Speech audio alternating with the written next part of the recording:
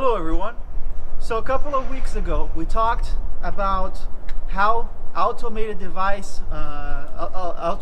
activity monitors can help diagnose, well, not diagnose, but evaluate cows with estrus without us having to visually look at this cow every time.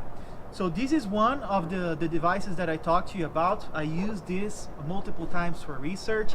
So today the goal is to show you how to use it, how to apply, and what are a couple of things that we have to take care. So we have to be careful for.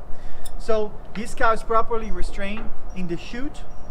So remember, this is the monitor. So this has the accelerometer and a microphone. So all the devices are here. The devices that are going to capture the patterns of behavior. So this has to be on the left side of the cow because that's the side the rumen is in. So having this on the left side, I'm going to do this. This is already on the neck of the cow. And it's very straightforward. It's like a belt that we put around our waist. Put it like this over here. There is a second